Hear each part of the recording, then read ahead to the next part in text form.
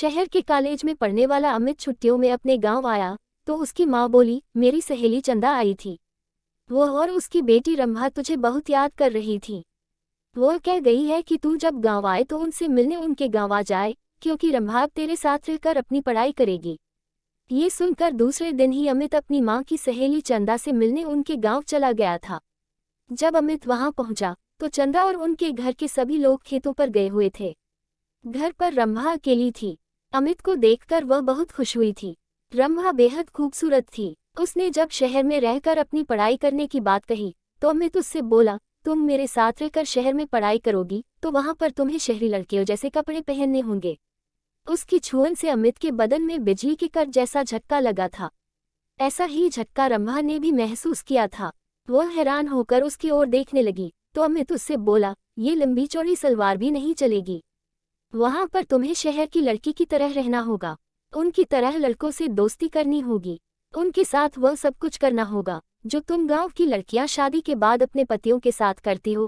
कहकर वह उसकी ओर देखने लगा तो वह शर्माते हुए बोली, ये सब पाप होता है।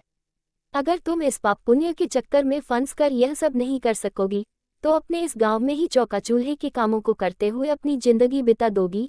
कहकर वह उसकी ओर देखते हुए बोला, तुम खूबसूरत हो, शहर में पढ़ाई करके जिंदगी के मजे लेना। इसके बाद अमित उसके नाजुक अंगों को बार बार छूने लगा। उसके हाथों की छुअन से रंभा के तन बदन में बिजली का कट सा लग रहा था। वह जोश में आने लगी थी।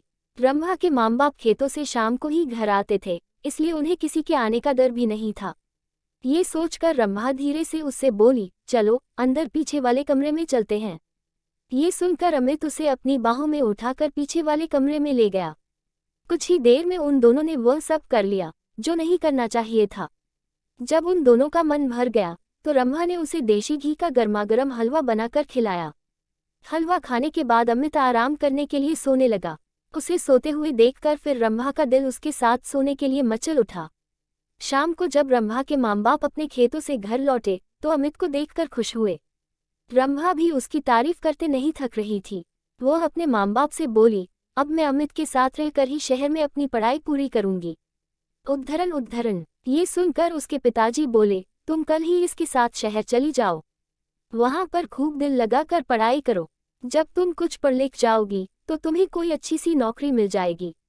तुम्हारी जिंदगी बन जाएगी। उद्धरण उद्धरण। फिर किसी अच्छे घर में इसकी शादी कर देंगे।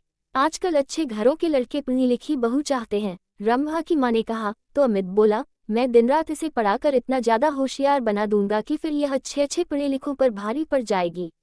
उद्धरण उद्धरण। रंभा की माँ ने अमित के लिए खाने को अच्छे अच्छे पकवान बनाए।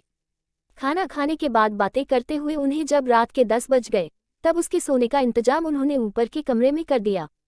जब अमित सोने के लिए कमरे में जाने लगा तो चंदा रंभा से बोली, कमरे में 2 पलंग हैं, तुम भी वहीं सो जाना। वहां पर अमित से बातें करके शहर के रहन सहन और अपनी पढ़ाई लिखाई के बारे में अच्छी तरह पूछ लेना। उद्धरण उद्धरण। ये सुनकर रंभा मुस्कुराते हुए बोली, जब से अमित घर पर आया है तब से मैं उससे खूब जानकारी ले चुकी हूँ। पहले मैं एकदम अनाड़ी थी, लेकिन अब मुझे इतना होशियार कर दिया है कि मैं अब सब कुछ जान चुकी हूँ कि असली जिंदगी क्या होती है। ये सुनकर चंदा खुशी से मुस्कुरा उठी। वे दोनों ऊपर वाले कमरे में सोने चले गए थे। कमरे में जाते ही वे दोनों एक दूसरे पर टूट पड़े। शहर में आकर अमित ने रंभा के लिए नए नए फैशन के कपड़े खरीद दिए, जिन्हें पहनकर वह एकदम फिल्म हीरोइन जैसी फैशनेबल हो गई थी। अमित ने एक कॉलेज में उसका एडमिशन भी करा दिया था। जब उनके कॉलेज खुले तो अमित ने अपने कई अमीर दोस्तों से उसकी दोस्ती करा दी, तो रंभा ने भी अपनी कई सहेलियों से अमित की दोस्ती करा दी।